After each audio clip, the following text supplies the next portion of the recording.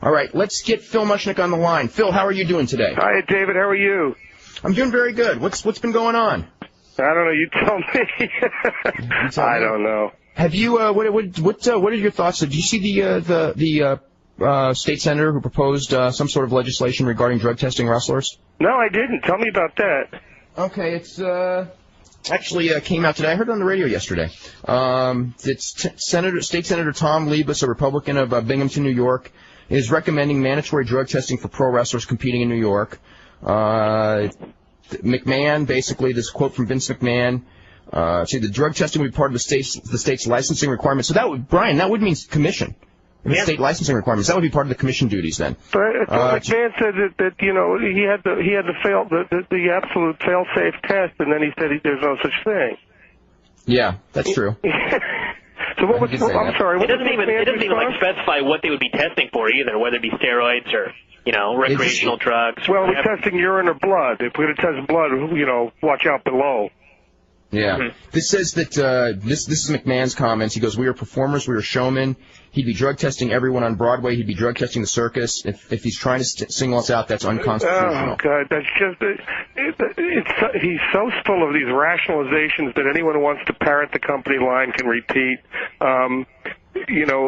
Sure, there are overdoses in lots of entertainment venues.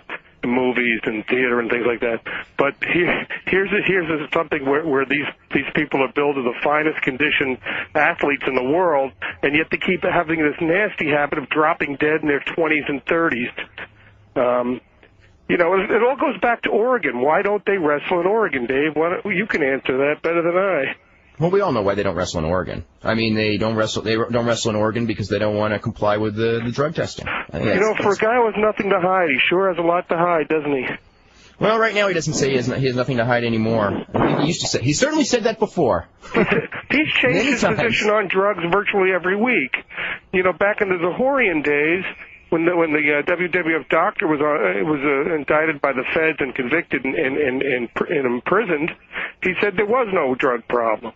And then he began to realize that no one believed him. He says, we have a pervasive drug problem. Then it was, we have the most stringent, most fail-proof drug testing system in the world.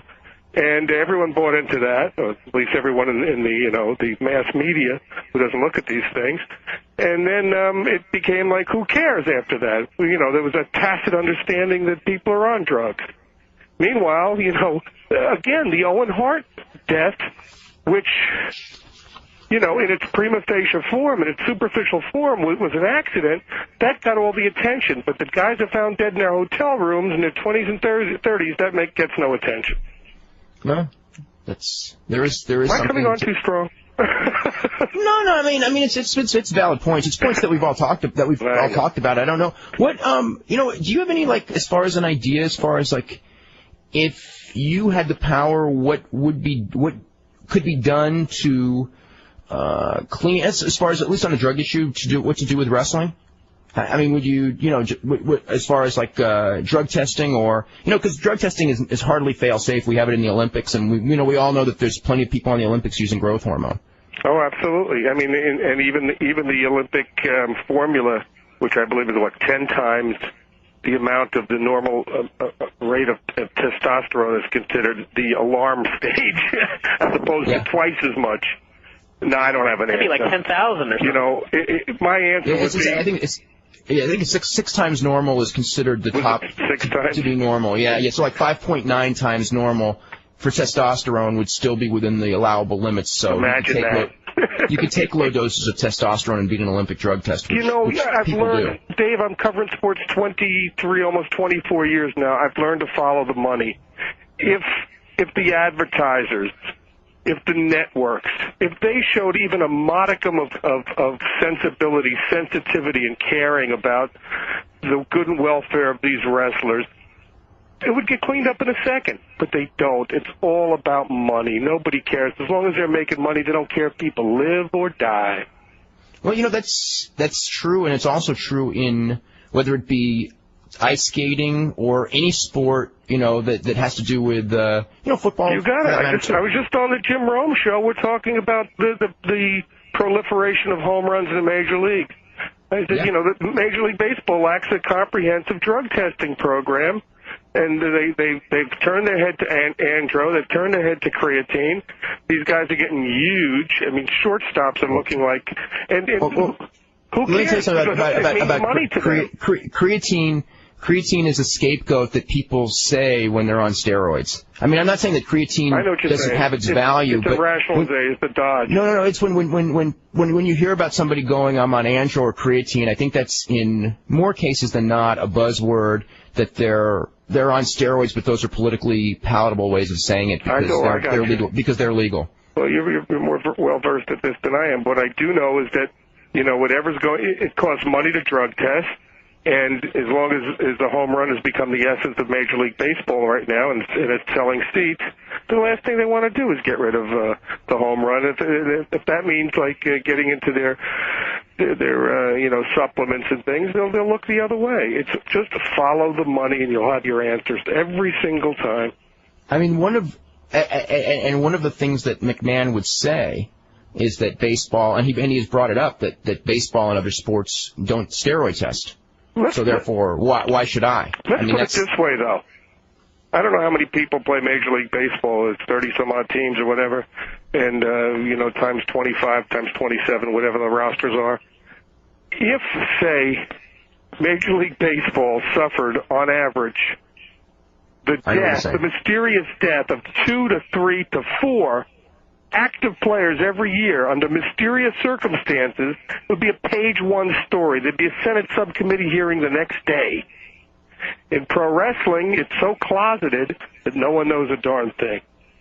I mean, that is an argument that I've made before, and if there were equivalent numbers of deaths in these sports, baseball, basketball, football, it would be a much bigger media story than it's been in wrestling. Please. But, that's the thing that really kind of blows my mind about pro wrestling fans. I'm identified as the bad guy, and I can handle that. Vince McMahon is identified as the good guy because, after all, he's the king of pro wrestling, and they're pro wrestling fans.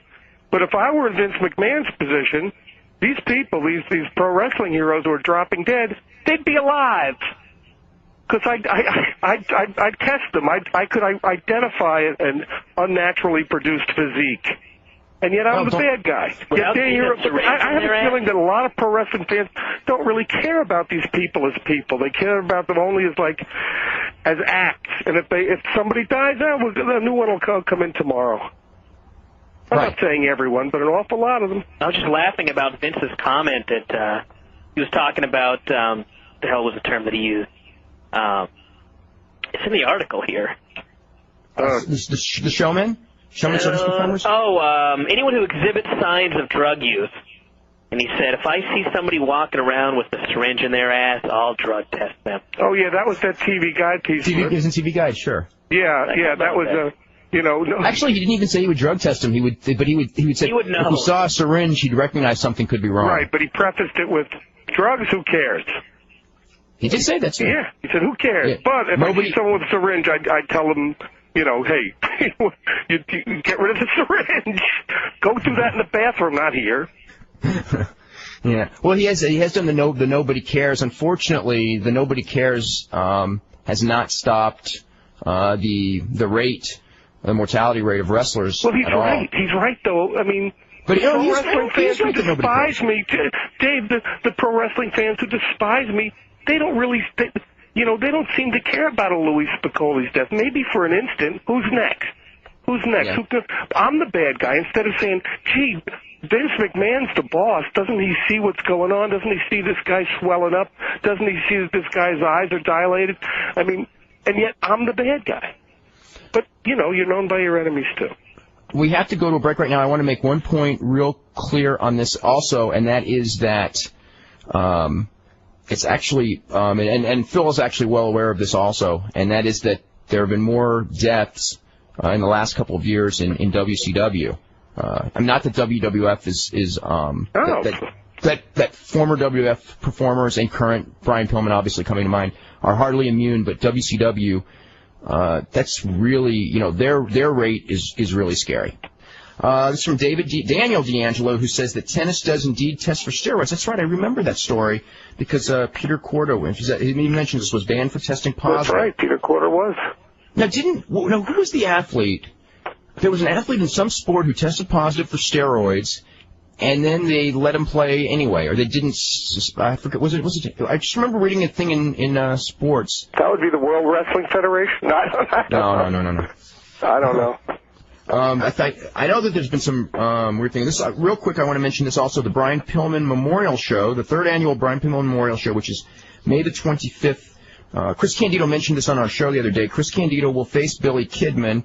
And also, there will be a match. It will be a tag team match involving Chris Benoit, Dean Malenko, Perry Saturn, and Eddie Guerrero. They are going to wrestle against each other, but is exactly what it will be, like which two against which two has not been determined, but they'll probably decide among themselves. Who's sanctioning that, Dave? Is that the WWF?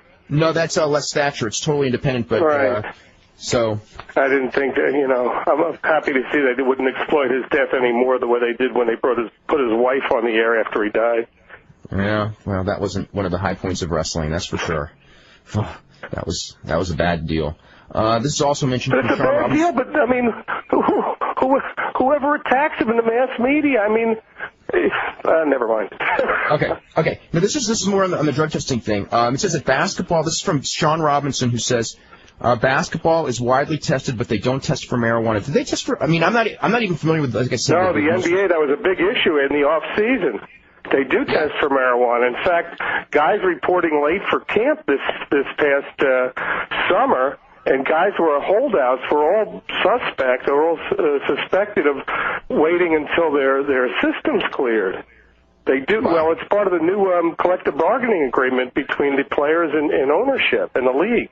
They do test for marijuana. Okay, now what about, do they test for steroids in basketball? I imagine if steroids can show up in a blood test, in a urine test, they do. I don't know if don't know of too many leagues, or you know better than I, Dave, who tests blood. I don't think anyone tests blood yet. And unless you're testing blood, you can mask, you can cycle, you can do just about anything you want, right? Yeah, you are right about that. Now, baseball, this says from baseball, Sean says that baseball, do they drug test baseball? I didn't know. No, they have to have probable or reasonable cause. Right. I mean, I know they do. They drug test players, for cocaine and stuff, but baseball hasn't done anything about the issue of steroids. I know that they have. An article. They've commissioned an extensive study. The professors and the doctors said ban andro, and then they ignored them. So they have done something. They've done nothing. But they put up a big public front. Okay, but they haven't done anything with steroids that I'm aware of. No, and you know what, Dave? I talked to beat writers who cover baseball, and they say as these guys get bigger, the male pattern baldness is proliferated, the acne on the backs is proliferated, and sounds like wrestling. Those are telltale signs of steroid abuse. Okay, and he says that steroids are banned in all the major North American sports. Just to let you know, technically, based on the contracts that the WWF performers have and WCW performers have, right. I don't believe ECW. In fact, I'm almost sure of this, but I do. In fact, I do know not ECW, but WWF and WC performers in their contracts, they are not supposed to take steroids. It's specifically stated. Now, obviously, that's not enforced. But it is there. What if it wasn't enforced, Dave? What if Vince McMahon said, I'm testing for steroids? Now, here's a former steroid user, by the way. Who knows if he's former? He claims he's a former steroid user. He can say, we're going to test for steroids. Then on the night of his big pay-per-view, his big stars show up dirty. What's he going to do? This is the foxes guarding the chicken coop. What difference does it make if he tests for steroids? You know who he's going to point out as a steroid user? The guy he wants to get rid of, the guy he doesn't want to pay. Then he'll say, "Oh, I'll get rid of that guy. He's on drugs." And he'll come out looking like a champ. Actually, you know who he'll point to? If the ratings get close, he'll point to the star from his opposition promotion. Because he's done that one too. Actually, we've all been through that whole period of when they did test for steroids and when a guy came up dirty right before WrestleMania and what happened. And You pretty much called it right, because that's exactly what happened. Let's go to Tom in Delaware. You're first up with myself and Phil Mushnik. Hey, Dave. How's it going? It's going really good. All right, good to hear it. I just have a couple questions. It's not really directed towards you, Mr. Mushnik. I don't think of you as the bad guy or anything, so I do believe there's kind of a double standard in terms of the drug use in some professional sports and then professional wrestling. Dave, I just wanted to say I was at the CyberSlam event Saturday. I thought it was a really good show. I was a bit distraught, though, because one of my absolute favorite wrestlers is Yoshihiro Tajiri, and both times I've gone to see him live, he's lost, and this time it was, he dropped the TV title. I just wanted to know what you thought his prospects were in the future. I mean, do you think I'd stick around in ECW for the rest of his career? Would he go back to Japan, or would he have any kind of chance making it in the Big Two? Well, I mean, Paul Heyman's got plans for, he dropped one title, but he's going to be in line for another, for other things real soon. I mean, it wasn't like he's being forgotten or anything like that. As far as Tajiri, it's like he's one of those guys that WCW would bury and that WWF wouldn't. Although WWF has got more of an open mind to smaller guys now than they have in the past. I mean, they've been giving like that push to Taka and S.A. Rios and those kinds of guys. They don't really push them, but they're there. They're not embarrassed the way that they would have been a year ago. Yeah. So, if they want him, he wants to go. I could see it. I don't know what Victor Quinones' situation is. I think he's the one who actually has the contract with Tajiri. Oh, okay. But I think that he likes working in America more than Japan, which is why he's working in America. But eventually, I mean, all the Japanese wrestlers like that, pretty much eventually they all wind up back in Japan. Yeah, I mean, he kind of, I wouldn't even call it a main event push, but, over the summer he had the old, the feud with Taz. I mean, do you think he'd be main eventing any more pay-per-views in the near future? I don't see him main eventing any pay-per-views, but I see him being on every pay-per-view in a solid match. Okay. But not on top, no. I mean, I don't see Justin Credible and Yoshihiro Tajiri as the main event on a pay-per-view. I mean, I just don't see it. Okay, it could happen. I wouldn't have seen Taz and Tajiri either, and it happened. So. Yeah, I do think it just remain one of those kind of guys who just kind of pushes up the general quality of a pay-per-view. Like next month, I read on your website you're gonna have that match with Jado and Gato, super crazy. And do you think it's they want that match. It's not finalized, but it's like a good action match. Yeah. Nice. It's the difference between an average show. If it hits, it's the difference between an average show and a good show. Nothing wrong with a good show. Yeah, and just one other thing. Actually, my favorite WWF wrestler, Undertaker. Have you heard anything new about when he's going to be back? Everyone seems to think right around King of the Ring. King of the Ring. I mean, he'll be on TV. I think he'll be on TV in the next month or so. And in the ring, as soon as he's healthy. He's torn pec.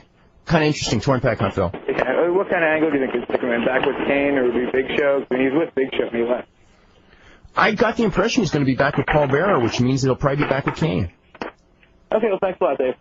Okay. All right. Let's go to Richard in Canada. Richard, you're next up. Hi there.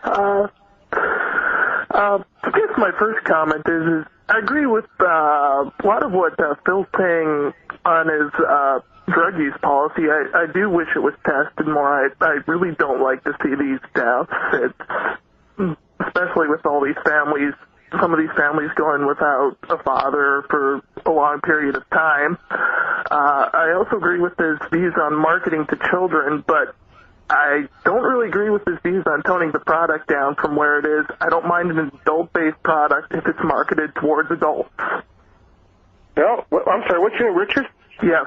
Hi, Richard. I agree with you. I mean, but you and I both know that we walk into Toys R Us, or what, I don't know what you have in Canada. It's Toys R Us up here. They even have a shop zone for the WWF, which I find kind of humorous in a weird way. It's not called Toys R Us A? No, it's not a cheap shot, and I apologize for that. But when you walk into Toys R Us, when you look at the commercials that are on WWF and WCW shows, they're not geared toward adults. The whole thing's geared toward kids. You don't see adults walking around with WWF T-shirts. You see children walking around with it. So yeah, I'm not looking to censor it as it relates to adults. I'm looking to have a real sense of reality about this. If they had to choose between an audience of 15-year-olds and an audience of 30-year-olds, what do you think the WWF and WCW and ECW would? Well, maybe not the ECW, but what do you think, given those choices, if they had to push a doomsday button? Will we market ourselves to 15-year-olds or 30-year-olds? which one would they choose? They choose the 15-year-old. So what we wish and versus what is are two radically different things. Yeah, are many adults enamored by the WWF, WCW? Of course they are, but that's not their main.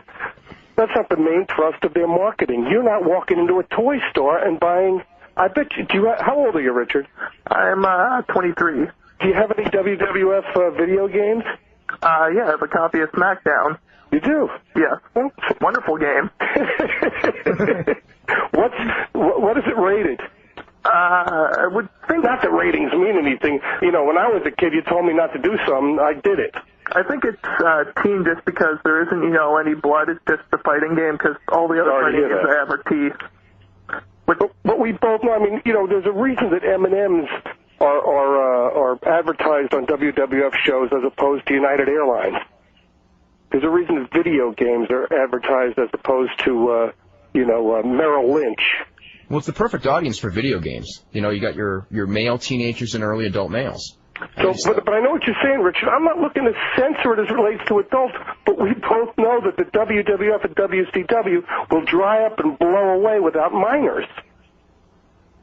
You do have a point there because the kids are the fresh blood to the market. They need to replenish when either people tired of it or they just move on to something else. When pro wrestlers show up at a shopping mall to sign autographs, look at the lines. It's 9, 10, 11-year-olds. It's not 30-year-olds. Richard, you're probably not going to go out of your way for that. And if you are, you'll probably be done by the time you're 25. Even when he says the Saturday afternoon shows and Saturday morning shows are cleaned up when McMahon makes those claims, it's such nonsense because you hear them chanting the obscenities in the background.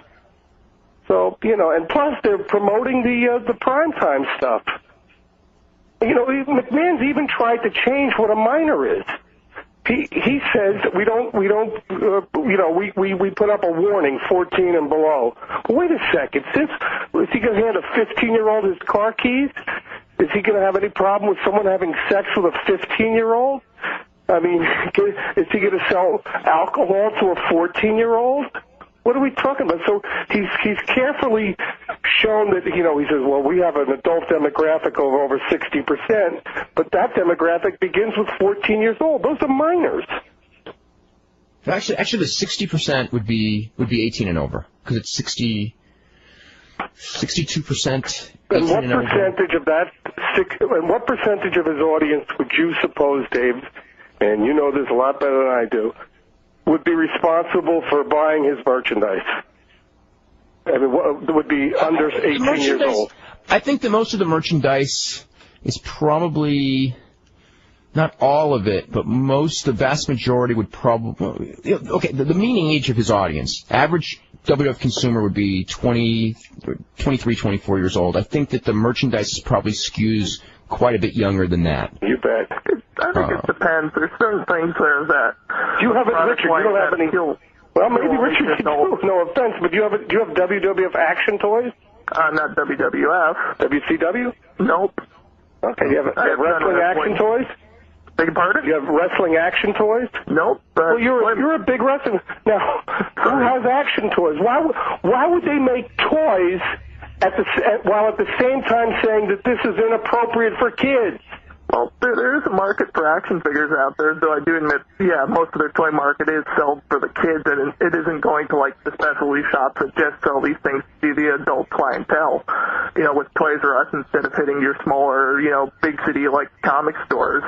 There are adult collectibles, but I think that we all agree that that's the vast minority of what those things are aimed at. Yes. Yeah, but they exist, though. But yeah, those toys are clearly marketed towards, I don't know what age. Some of that stuff, like the Twist-em stuff and all that. I can't even imagine a teenager going for that. That's got to be like 9-year-olds. Some of the stuff. Yeah, I would imagine. Yeah. And yet he puts on a warning that this stuff might be inappropriate for people 14 and under. Who is he kidding? That's a dodge. It's another rationalization. It's like, but he's not. He doesn't have the exclusive on that rationalization.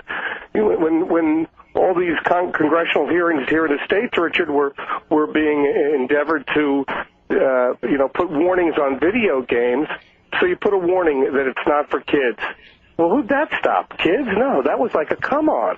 You tell somebody, don't sit in you see a sign that says wet paint, what's the first thing you do? You go over to touch it to see if it's wet. The problem with the video game thing is, and excuse me if I get off a bit topic, because, I still play video games, is that there's two schools of thought, that there was the rating thing, or there's just censor the hell out of it back to the Mario Brothers type thing, which I don't want to see. And, I agree with you, I don't want to see, like, kids playing, 10-year-old kids playing, like, Xenogears comes to mind as a video game they can't play because it's got really deep themes in it, but for a 20-year-old, I found it fun. Do you have children? No, I don't have children. Someday, Richard, you will. And, at 7, 8, 9 years old, and the peer pressure begins, that's another thing he talks about. The man always talks about, well, it's up to the parents, it's up to the parents. Meanwhile, on the other side, he takes out his violin and he says, I grew up without a father around. So one hand he's saying, it's up to the parents, the other hand he says, I never had a father in my life. So he's so full of it on that end. But wait till the peer pressure starts when you have kids, and your 8-year-old is watching the guy grabbing his crotch and screaming, suck it. You're going to say, I can't believe that I indulged this guy all these years. I just can't believe what a fool I was. No offense. I predict that'll be what happens. We've got to take a commercial break. I want to mention one thing because I just read about it. I don't know if you're aware of this film, but there's a video game out there. It's not a wrestling video game. I think it's a Duke Nukem game where Duke Nukem is all tired out or something like that, and he takes steroids and he comes back and he's revitalized. Anyway, I just read about that, and one of my girlfriend's brothers actually mentioned that to me, and it was also in Time Magazine. Duke Nukem's a video game character. Oh, I didn't even know that. Anyway, we've got some old guy, Dave. I want to make a couple of mentions of some of these email things we got here. This is from Joe Nagel, who says, I was wondering with the rumored return of Shawn Michaels to the WWF, which actually there's rumors he might be there tonight, and with his friend Just Incredible winning the ECW title, does it open the door for HBK to make a few appearances for ECW? I think that's pretty much up to Vince McMahon. If Shawn Michaels has indicated that he wants to do some ECW TV, but of course he's under contract to Vince McMahon, it's up to what Vince McMahon wants to do for Paul Heyman this week. That's from Dominic, who says, what the hell is WCW doing with the David Arquette, Eric Bischoff match? Yeah, I'll bet that will do a 1.8 quarter. If this was part of their 6-week plan, I don't want to know the rest. Let's see. Phil says the WWF has wrestlers dying in their 20s and 30s. The only drug-related death in the WWF I can remember was Brian Pillman. There must be a whole lot more. Could you please say who else died in their 20s and 30s in the WWF? It's not so much guys, as far as in the WWF, but in wrestling in general that have died in their 20s and 30s, like Spicoli, who worked in the WWF but actually was working for WCW when he died. Rick Rude was actually 40. But there have been... It's more of a, as I mentioned this earlier. Eddie Gilbert was 33. He was wrestling in Puerto Rico. He had wrestled in the WWF early in his career. Kerry Von Erich, I think it was a suicide more than a drug death. But there have been the proliferation of deaths in wrestling has been very, very high throughout the industry. It's not a WWF problem. It is a pro wrestling problem. This is from Court Bauer. He goes, I've just got wind. It is true that there was a conversation between Sabu and Afa that you reported. There was a misunderstanding on my behalf about this matter, and I would like to apologize to Paul Heyman, ECW, and those who worked so hard on the Memorial Show for passing judgment regarding Paul Heyman and ECW, if there was a willingness to allow Sabu to appear on the Memorial Show. Okay, so let me check that out. Let's see. This is from Eric, who says, I think the reason a lot of wrestling fans hate Phil is because the only time he seems to bash wrestling, it's Vince McMahon, it's the WWF. He does make good points, but the WWF is not the only game in town. Look at WCW. They've had contracted wrestlers die, and it's pointing to the WWF. What about WCW? I've killed Ted Turner. I've lampooned his Goodwill games when he pledged $1 billion toward the UN to advance goodwill among people. I wrote 2 consecutive columns about how this phony is, he's worried about all the children of the world except the kids in America. Are you kidding me? When he brought Hulk Hogan, after Hulk Hogan was shown to be a character built almost exclusively on steroid abuse, I killed him for that. I've gotten all over Turner for this stuff. Let me just go through this. This is from Dustin James, who's wondering if the Hardys are going to be. Haven't I?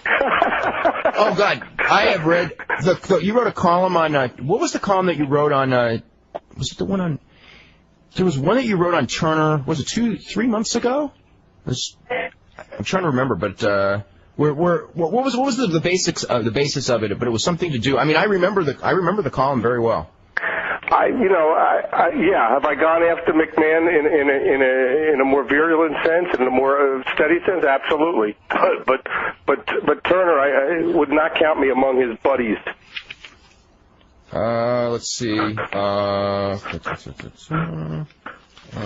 me just see.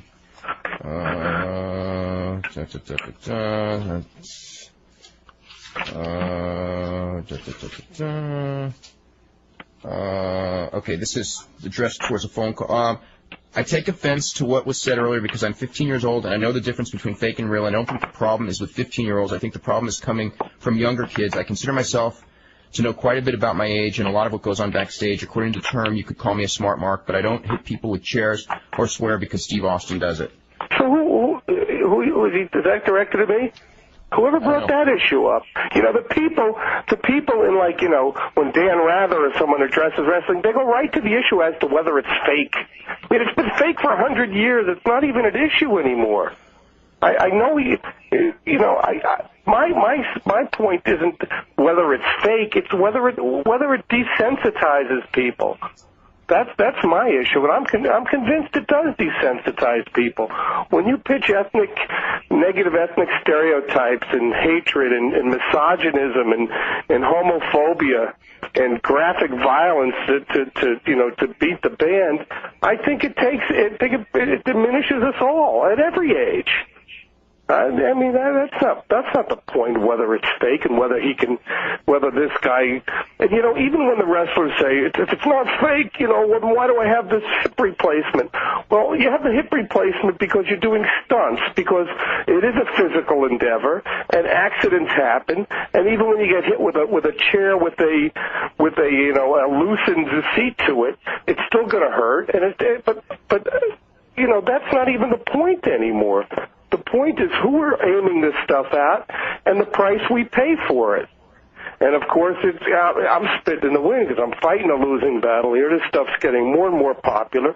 It's going from, just as sports, as mainstream sports are going from over-the-air television to cable television, pro wrestling's going from cable television to over-the-air television. I thought that you wrote a really good column. It was the Dan Rather column. Remember that one? Right. About Mel Karmazin. Right, where you said that here's Dan Rather talking about all of these things that are. Well, he comes, he's gnashing his teeth and he's almost on the verge of tears. There was another shooting. At another school, a junior high school, a high school, or we all need gun detectors and stuff. And, what's happening to our children? I'm so filled with anguish. I'm gnashing my teeth. And at the same time, his boss, Mel Karmazin, is negotiating a $100 million equity deal with the World Wrestling Federation. I'm not blaming the World Wrestling Federation for every sin in this country committed by a kid, but where does the WWF line up in these issues? On the side of good or the side of bad? Does WWF provide positive redeeming values, no redeeming values, or negative redeeming values? Or if they can't have a negative redeeming value, or negative values. In my considered opinion, it provides kids negative values. So here's Dan Rather. He's on his knees crying, and meanwhile, don't tell me, Dan. Go up and talk to your boss.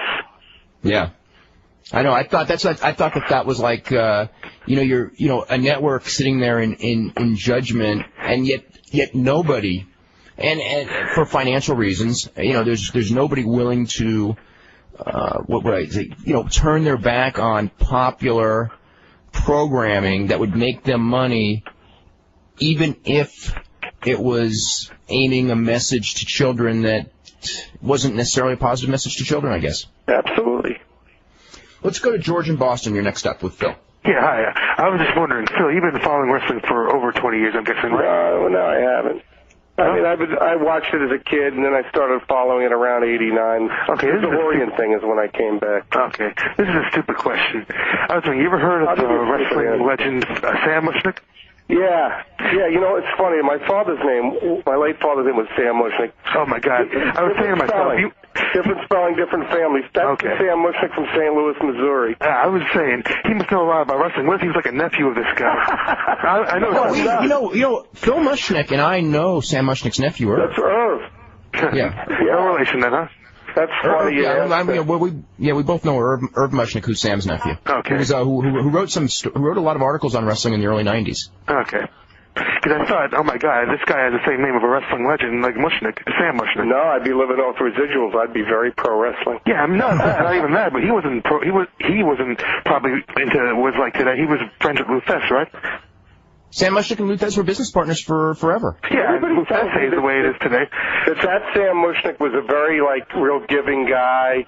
That, you know, when wrestlers were down and out, he made sure they were taken care of. That's what I always heard about him. Well, I don't know. He had a reputation for being honest among wrestling promoters, which may not be a huge compliment, but actually it was. Most people were very complimentary of Sam Mushnik. Actually. That's rare in any sport. Like the only booker in the past 20 years I've heard of that really cares about is a man like Giant Baba, and he's dead. Yeah. Yeah, that's too bad.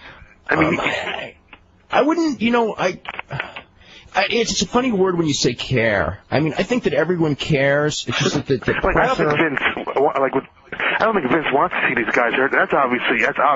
But I'll agree. Back in the old days, 15 years ago, there was less of a net if these guys fell. But today, I mean, you look like you know who the Hardys are, Mr. Mushnik?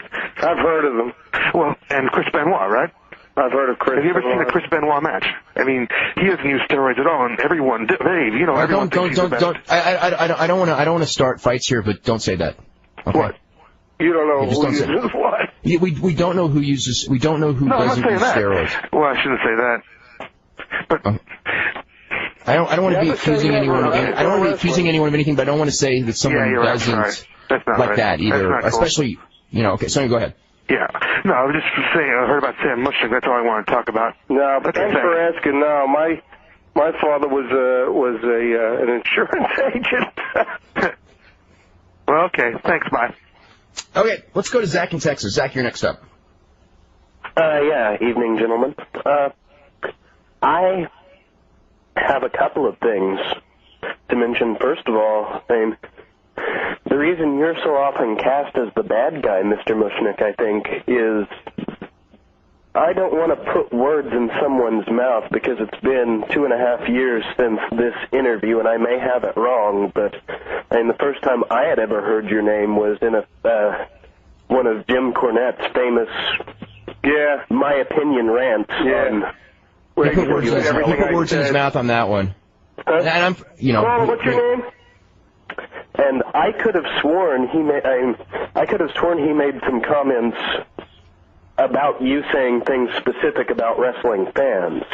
That he may or may not have said that. I don't have it on tape. I don't remember it. That was the thing where I think, Dave, was that the cartoon character thing?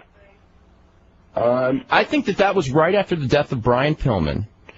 And I wrote that the reason it's not a big issue is because people consider, meaning the mass media and the people who are not sports, who are not pro wrestling fans, consider pro wrestlers to be cartoon characters, therefore they can't die real deaths. And that got twisted into, that was all over the internet, all over TV and radio and wrestling shows that I said, who cares about Brian Pillman's death? He's a cartoon character. And if I'm not mistaken, and I may be, it was Jim Cornette who said that. Have I been unflattering toward pro wrestling fans? For the most part, yes. When several years ago, when I was writing in TV Guide, thumbs down on pro wrestling, at the same time TV Guide was putting it on their cover because it sold so like hotcakes.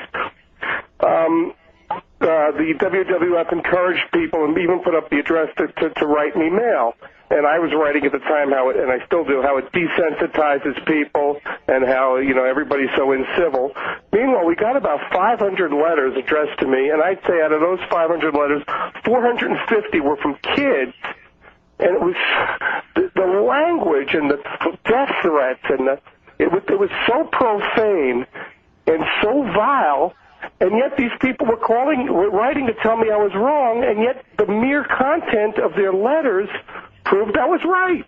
Well, I confess to having written one of those letters, but it wasn't profane. I mean, I thought Well, you were one of the 50. It was well-reasoned and all, but, I mean, at that point, when Cornette made that rant, I had not read your work. I have since, and I have not found a lot referring to fans as bad people or whatever. But I think that I can, I mean, I got my nephews and my neighbors. They're all pro wrestling fans. Right, but, I mean, a lot of the publicity given to you by the wrestling companies. But what do you think of WWF's going to treat me in a fair and equitable manner? Right.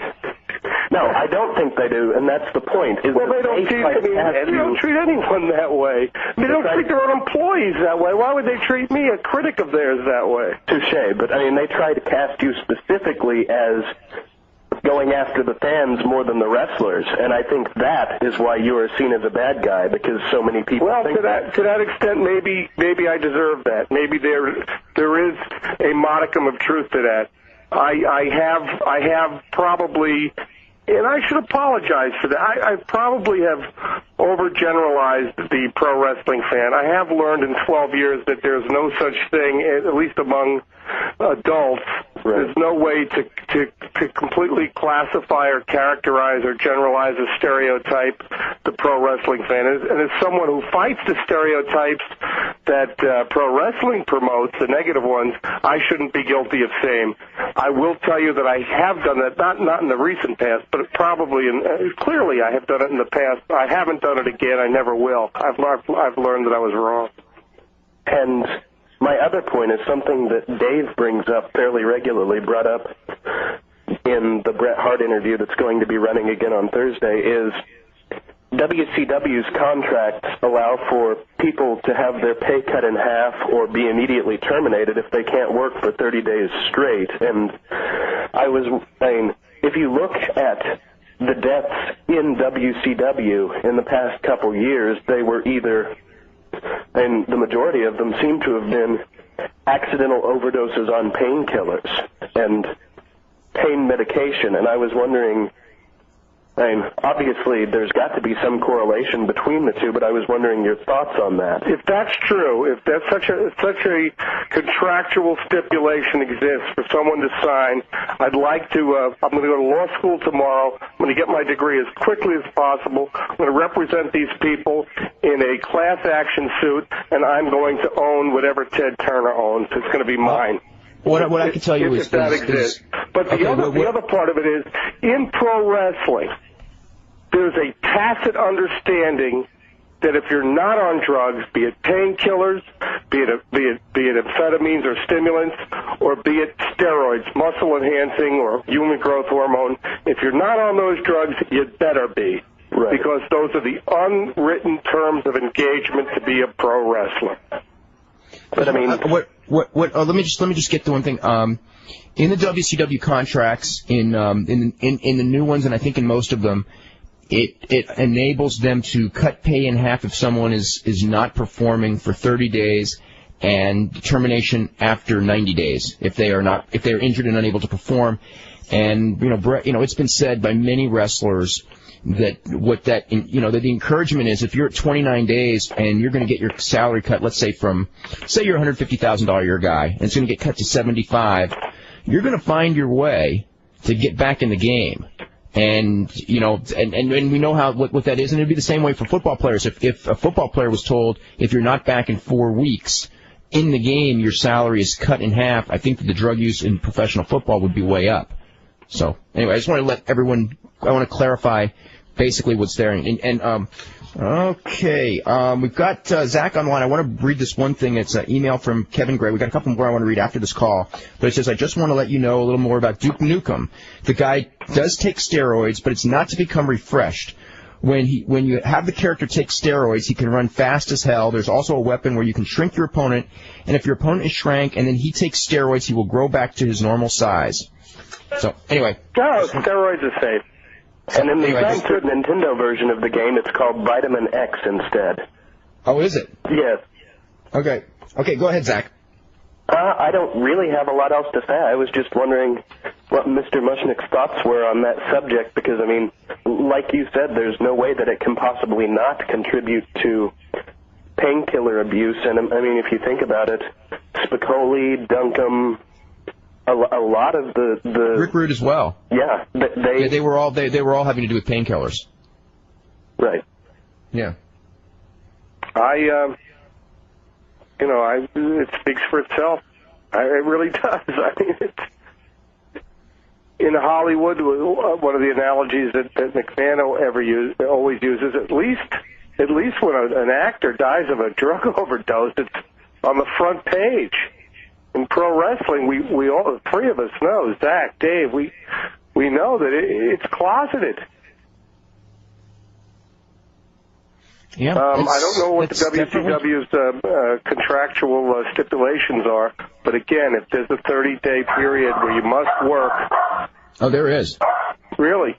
There is. They cut several. Work 30 consecutive days or No. The stipulation is that if you are injured and unable to get back, let's say they are contractually able to cut your pay in half. If after the 30-day limit, and that's to encourage people to come back, and there definitely is, and there's a lot of guys who have had their pay cut in half because they were unable to perform for 30 days. That happens then. That's stunning. I mean, it's very selective enforcement, of course, just like everything else. Right. And 40 and was it 90 days, I think, and they can terminate you for.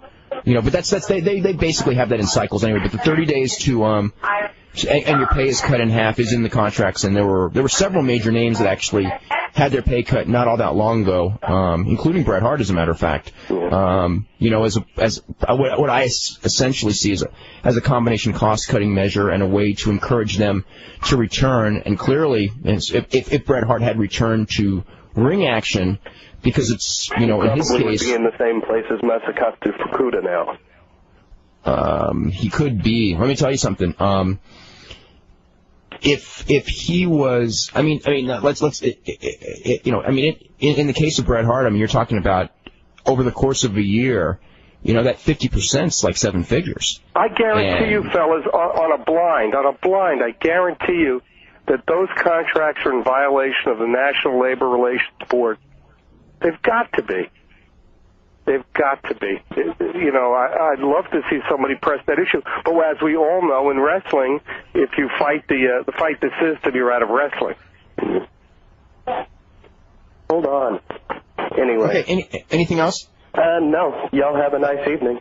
Okay. Thanks so much, Zach. Okay. Let's go to Ricardo in New York. That's a really good point. As far as that contractual thing. Ricardo, go ahead. Yes, hi, Dave. Hi, Mr. Mushnik. Hi, Ricardo. I just have a question for you and for Dave.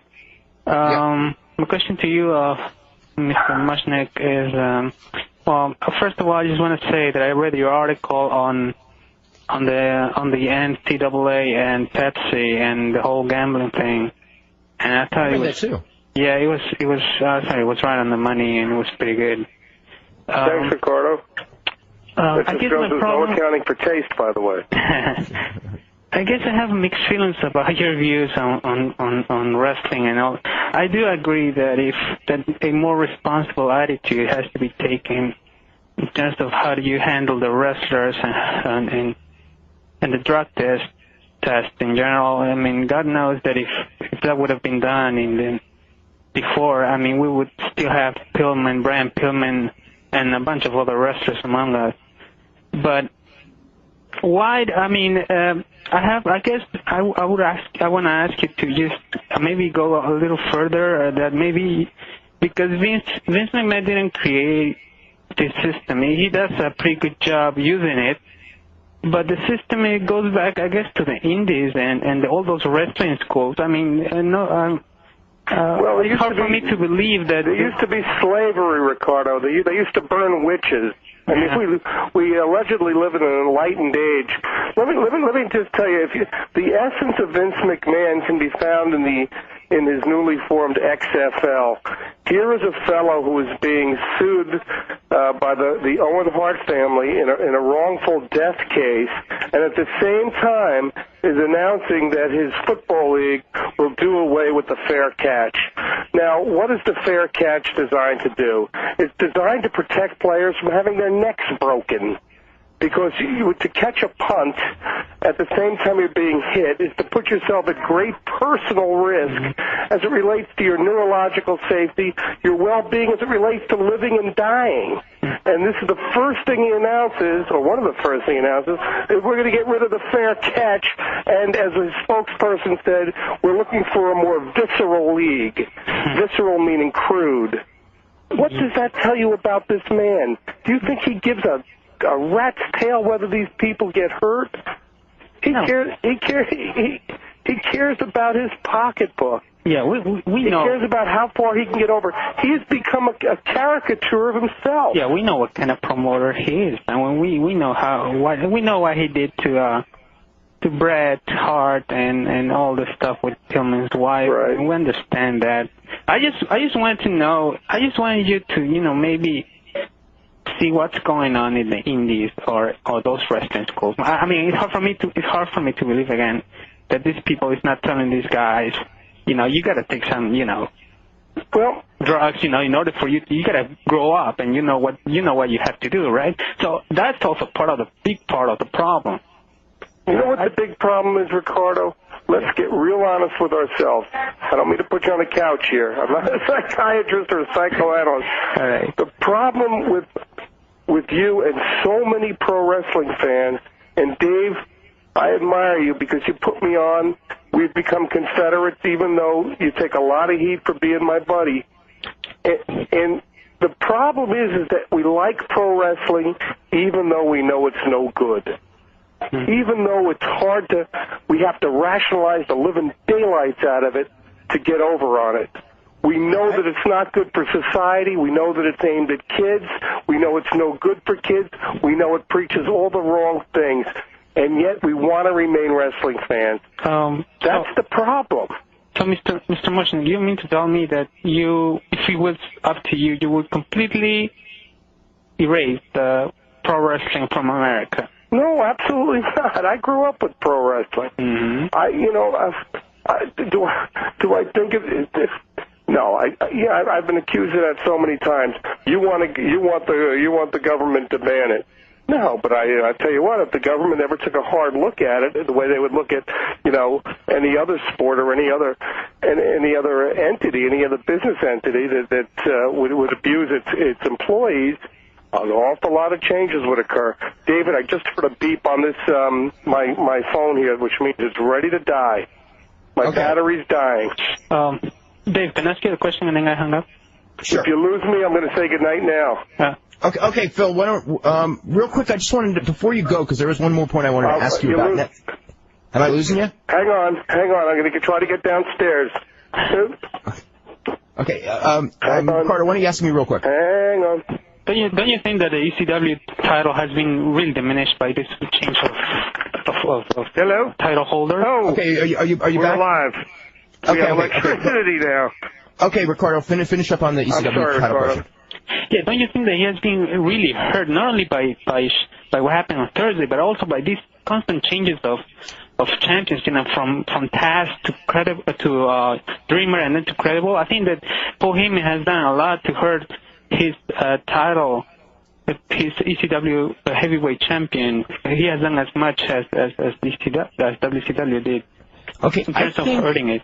I think that, and I don't know, this may be such an antiquated way of looking at it, but I think the worst thing for that title was the thing on Thursday. To me.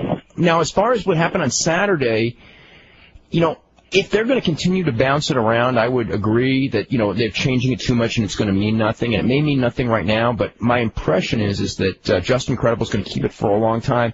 And after a while, if he succeeds in the role, he can rebuild it. But I think that what they did, they almost symbolized by him throwing the tag team title belt down, and that it's a new beginning. And I almost sense a recognition that what they've done has hurt it. So now they're starting from scratch. I mean, Paul Heyman had a long talk with me last night, and it was like he made all these changes. So Mike Awesome is 3 champions ago, and Taz is 2 champions ago, and his current champion didn't beat either of them. So his current champion beat somebody else, and now it's a new beginning. And he, I think there's a recognition that, he's changed it too much, but it was circumstances somewhat beyond his control, somewhat under his control, but it was just the nature of what he felt he needed to do. I don't know about the Thursday thing, and when I talked to him about the Thursday thing, he said that was basically part of the price of of making the deal. Yeah, but it didn't work. I mean, no ratings according to the numbers. You're right. I guess the TV title is worth more now than the heavyweight title. Well, I don't know if it's on Rhino, so I mean, if Van Dam still had it and had not gotten hurt, I would say absolutely the TV title would have been worth more than the heavyweight title. All right, thank you. Okay, Philip, I wanted to ask you, how much have you been following what's gone on as far as the regulation in New Jersey? A little bit, but that extreme thing. The great work, you've told me all these great expressions. The great work in that issue was McMahon sending Christy Whitman, the governor of New Jersey, a note supporting her her stance on extreme wrestling, as if this stuff wasn't patterned completely after McMahon stuff and Turner stuff, as if McMahon still isn't grateful that she lifted the sports authorities, the athletic commission's auspices off of his shoulders, so he could do whatever he wanted at the Meadowlands and places like that. They have these shows, these fall shows, Independence, with 300-400 people in a gym, and it's loaded with kids, and the announcements are if you hear something that's going to bother you, get the bleep out, that kind of, we don't bleep and care. It's there's real wise guy stuff, and there was the Star Ledger of New Jersey. New Jersey's biggest newspaper ran a front page expose on this stuff, and of course, once it hits that kind of media pressure, the governor and her minions reacted, and sure enough, Vince McMahon jumped in to try to distance himself from it, saying, "I support what Governor Whitman feels about this stuff," and he's the progenitor. He's the guy this is all patterned after. He's just, he is in one sense the most evil guy I've ever covered, and on the other side, one of the most stunning people I've ever. He has no conscience. Everything is a work, and he gets over more times than not. If he wasn't getting over, he wouldn't be where he's at now. I want to mention one thing before we head to a break, and this is a post from Shawn Michaels. This is having to do with, I guess he will not be on the show tonight. This is from the rumors that started as far as him being on the show, and he just goes, I don't know of any return as of yet. I do have a personal appearance the day before Backlash, but I'm scheduled to return home that night. I can assure you that unless someone calls me pretty damn fast, I will be on that plane home. Do not take this as an attempt to buck the system. It's very simple. The WWF knows who they want by now. If they want me for any dates, I'm more than happy to make them, as long as they are not last minute. Don't worry, they know that about me as well. So what I'm trying to say is that JR and letting the fans know that HBK will be back in some form or fashion. For how long, who knows? That's their choice, not mine. I must tell you, it was great to hear that this is a possibility. The WrestleMania Access was fun. I'd love to be in the spotlight again. Let me correct myself. I would love to share the spotlight again. The full-timers are the stars. So anyway, that's basically what he said, is that he hasn't heard about anything, but he wants to be on TV. If you were asked to talk about whether it be pro wrestling, as far as athletic commission regulations, what do you think an athletic commission should specifically be looking for to make pro wrestling, I guess, better? Well, for the participants and for the fans. We've discussed the drug thing. I would make that as stringent as possible. I would make the penalties as stringent as possible. And beyond that, I mean, I had a chat with a fellow. What's that fellow's name from the ECW, which says that, we're not for kids? Joe Styles? Yeah. Joe Styles? We had a nice chat. He's a nice fella. And so, we're not for kids and this and that. And at the same time, I said, well, then why isn't it 18 and under or 17 and under banned from the premises? I mean, Vince McMahon can say it's not for kids, and Linda McMahon and Ted Turner, but it's not for kids. Ted Turner isn't even questioned on this stuff. He escapes. At least McMahon is there to answer the questions. He doesn't answer them honestly, but at least he's there for the questioning. But if it's not for kids, why would I turn on the TV set? Do I see 12 and 13-year-olds at ringside? If we ban them from the, like a strip club or a saloon or a movie, an R-rated movie, if they were to be banned from the premises, then maybe they can't sell that stuff to the kids. Maybe, those would be two things. One, first and foremost, for the safety of the wrestlers. And people can despise me, and they do because of my stance on pro wrestling. I understand that. But I'll tell you what, if I were Vince McMahon, if I were Ted Turner, if I were Paul Heyman, there wouldn't be these deaths of pro wrestlers. Guys would be wrestling a little slimmer and a little less cut, but they wouldn't be dropping dead in their hotel rooms. And beyond that, if it's not for kids, then let's make sure it's not for kids. Ban them, they can't come into the arena. It's that easy. One of the things in the New Jersey regulation, and the thing with the New Jersey stuff that really, we talked about this. What bothers me about the New Jersey thing, and believe me, this is not anything supportive of Jersey All Pro Wrestling or negative towards it. My feeling is that pro wrestling is pro wrestling, and if there is something, and in the article they pointed out some things that were going on, and the product probably is not something that I would think young kids, as far as the real gruesome hardcore wrestling, that young kids should go to. I mean, I know that there was an ECW pay-per-view. It was the last one that Bubba Ray Dudley did, because it was Bubba Ray Dudley did that obscenity-laced racist tirade thing on I think it was in Ohio, but I forget the city. But and then you see this young kid right in the front row, and I mean, I felt really, really, really bad watching that. And my feeling is that in the New Jersey thing, one of the things that they're trying to introduce is banning of kids under the age of, I believe it's 18, from attending what they call extreme wrestling. Now, to me, whatever it should be, and I think it should be discussed what is the right thing, it should be across the board. I mean, it should be these things are allowable at pro wrestling or they're not, and that should be for whether it's Jersey All Pro Wrestling or WCW or WWF. The rules should be the same. If WWF does something, if they're going to say that cutting your forehead with a razor blade is bad, it should be bad for WWF wrestlers as well as Jersey All Pro wrestlers. If they're going to say using a machete and cutting your arm off or slicing your arm up is gross behavior, and they ban it. Not in my neighborhood. Yeah, it's like whatever. It's like it should be banned across the board or not. I know what you're saying. You're looking for equity here, which is I'm just looking for fair because I see them in the Jersey thing. I think the thing that bothered me the most about all of this is that when you look at the 10 points or so that they're making about how horrible extreme wrestling is, and they're not. Most of the points are valid. That probably 7 or 8 of those 10 points apply to the WWF, and 1 or 2 of them don't. And I don't know which was worse, like the newspaper making a big deal out of the woman who or girl who got power bombed through a table and ended up cracking her neck in doing so, or the fact that WWF 2-3 weeks earlier, however many weeks earlier it was, did the exact same thing at the Meadowlands to a 77-year-old woman who, through the fact that she knows what she's doing and that she was lucky, came like a quarter of an inch from hitting her head on the floor, which would have been disastrous. And they've let Mae Young do things.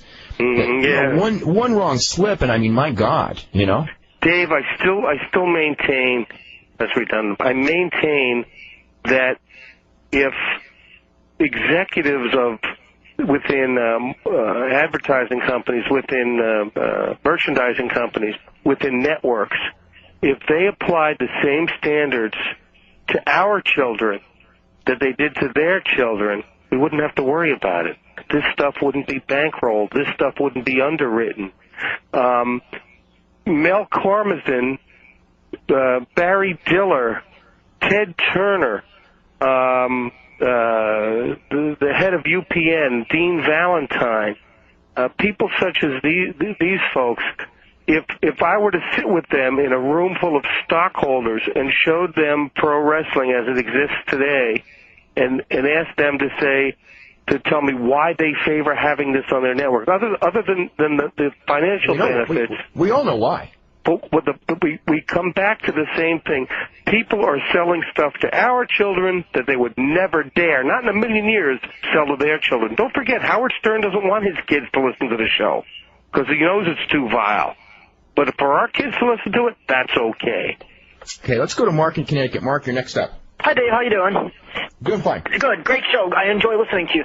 I want to bring a certain viewpoint to this, so if you'll allow me a minute or two, and then we can, you guys can discuss about it. But I've been a long-time pro wrestling fan. I've also been fortunate to work in professional baseball.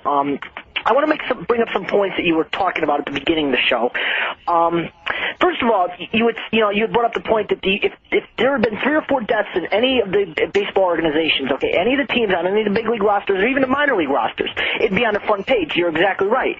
The rationale for that is that baseball, unlike any other sport or pseudo-athletic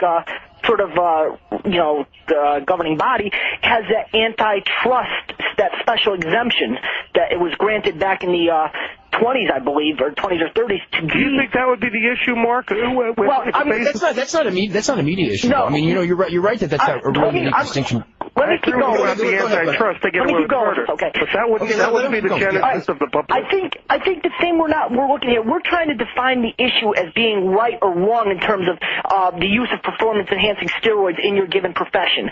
Where I'm going with this is, let me tell you something. If you're in baseball, okay, if you're not a prospect, okay, and that player or personnel director is coming up to you and basically telling you, well, you're a left-handed hitter and you just don't have enough pop in your bat, either find some quick or you're on your way out, here's your release, it becomes a question of viability, and they know the risks. It's the same thing. It's the same thing in terms of a journeyman indie wrestler. Okay, if Jim Ross or Jim Cornette or whoever handles the front office, the evaluation, okay, kind of hints around that well, we like your look, we think you're marketable. However, you're a little light in your shorts, so to speak. It's a conscious point. It's a conscious decision, though. I don't think it can be defined in terms of right or wrong. It's like that tacit understanding goes to the doctor.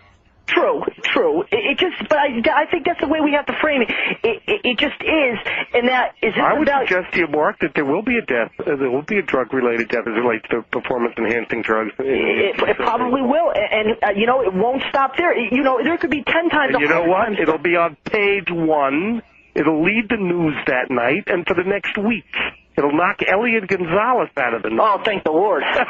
Thank the Lord. But in wrestling, which is it's most highly, wrestling shouldn't be closeted anymore. And Dave, I think to wrap up, I want to give you another chance to get somebody on. My whole point to this is, having worked on the baseball end of things, there's tacit, everybody says, well, wrestlers, they're impressionable to our kids. Hell, Phil, you can go out to the New York Penn League on any given night, go over to Staten Island, see the Yankees A-ball team. I guarantee you half of those guys are on the juice. And they're going to be, because they have families, and it becomes a conscious choice. Well, am I going to take care of my families now? Right, Mark. Not only that, there was a tacit permission provided by Bud Selig. That's right. Major League Baseball commissioner. That as long as we're not doing anything about Andro, and look at that guy, he's hitting 70 home runs. And the inmates, I better get mine. And the inmates run the asylum with Selig as an owner being the commissioner. Amen. Amen. Well, Dave, thank you for letting me have on you and having me on, and I appreciate your show. Thank you very much.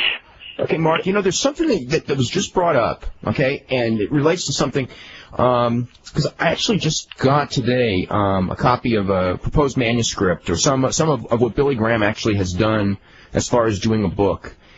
And Billy Graham, just as an example, Billy Graham was one of the I don't know, 5-6 biggest stars of the 70s in pro wrestling, and one of the pioneers of steroid use in wrestling, and he suffered terrible health problems as it relates to steroids, which everyone knows about. And if Billy Graham, and I hate to say this, except that he actually brought it up in a letter to me, that I just got today, and it was a very, and the basic thing is that if Billy Graham were to die next week, I mean, he's probably, in this industry, equivalent star power, maybe a little below Mickey Mantle. Now, he will not get the publicity when Mickey died. Let me. And his life was ruined by steroids. His life was made by steroids and then ruined by steroids. And if there was a baseball player, early mid-50s, who started having terrible health problems at 38, 39, had to get out of the business. Like Mickey Mantle's alcohol-related problem. Okay, like Mickey Mantle's alcohol-related problem, which eventually, I guess, led to it. Did that lead to his death? Because I'm not that familiar. Sure, of course, okay. Yeah. He needed a liver. Okay, if that was the case, and a baseball player were to do that, I think that the media... Oh, look at Alzado. Yeah. And I'm not even sure Alzado was steroids, but let's just say it was. I mean, look at the publicity Alzado got for his whole last couple of years of his life as compared to... Mickey Mantle was doing public service announcements at the end, telling kids and adults, lay off the booze. Because he knew... Billy Graham would do that for steroids, except nobody even wants to hear it. You know him. what, Dave? At the risk of sounding horribly calloused and having my words distorted vis-a-vis the WWF, who would give a rat's tail if he died? Right? I mean, you know what I'm saying? I think that's, maybe... People would say, what took them so long? I don't know. It's just something about... I mean, I look at the equivalents, and, when you talk about one would be front page and one would be ignored, and that there is a reality to that. And yet, here's the World Wrestling Federation, here's the World Championship Wrestling. He said, this is the highest rated stuff on cable TV. Well, WWF sure is. And nobody's asking questions. Nobody's quite the contrary. Hey, come on my show. Come on in prime time. It's a sweeps week. I need a pro wrestler. Anything, do anything. Come on. I'll bring The Rock on Saturday Night Live. Martha Stewart. Don Imus show. Let's go. Come on, hurry up. It's sweeps month. Let's go to Dominic in Virginia. You're going to be probably our last caller. All right, David, how you doing? Really good. Just by wondering, when Arquette and Bischoff do about a 1.3, what are they going to blame that on? Just by wondering on that. Well, I think we're going to have to wait until maybe Wednesday for this, only because of Easter. Everything may be delayed. But, Monday Night Football. Actually, though, I would say it's at least with Phil's sake. It's kind of weird because, when I started out, reading a lot of his columns, I would just, be like, the idiot wrestling fans feel like, oh, he's just against this, he's against this. But swear to God, Phil, I can say this, more and more I listen to you, you're right on the ball on half this stuff. I feel grateful. It's true. I feel the same way you feel pretty much about, basically, the drug situation. And unfortunately, you have to learn one thing. In society in general, in any business form, almost, you're a horror society. I work for a major hotel. I'm a manager in there. In 3 seconds, they can get rid of me and bring you back. No matter what happens, they can get rid of you in 1 second and they'll just bring someone else in. And that's unfortunately the forms of all work in society. But your comments, coming from a wrestling fan, your comments mean more to me than any other fan of any other endeavor. I appreciate that. That's not. I pretty much felt like, especially when certain things happen, I feel like, oh, what's Phil going to say? What's Phil going to say? Which is almost scary, almost to say that, because when I was living in New York, I was reading your posts a lot, and the one thing that I want to bring up that really, and it's one of the things that's always made me mad is whenever there is a death among a wrestler, within 24 hours, someone in wrestling will call me up to find out what's Phil going to say about it. And to me, it's like, why don't we do something to get this death rate down rather than go, oh, my God, somebody died. What's Phil Mushnick going to say today? Oh, my God. I just think, That happened right after the Owen Hart thing, because... it's like a little chat room for people to talk about that. Swear to God, within 5 minutes, 7 people were just thinking, oh, Christ, what the hell's Phil going to say? Which is, it's almost like it seems like you're the anti-wrestling in a way, which in some fans, you're almost like on a low level, like maybe it's an ECW fan, kind of like we feel on Bischoff, but a bottom barrel, but. My big problem with people is, why don't you ever write about the bad things that go on? Baseball and they don't read your columns. I'm an advocate that, well, I'm not an advocate. I'm a plaintiff that virtually all the sport has been removed from all of our sports as a means of marketing. Oh yeah, I was actually watching the thing with your talk on the last word for about probably got maybe the last 5 minutes of it. So kind of like it's been a busy day. Yes, multimedia day. You've done everything all day. Actually, I want to talk to you because I did end up going to CyberSlam over the weekend. Really, the swerve. I mean, pretty much when they ended up having the Credible Dreamer match. Basically, everybody had, their own thought. Either, Credible was going to run the ball and go into basically, everybody knew Van Dam's going to be next. That's obvious. That's Van Dam's no matter what next.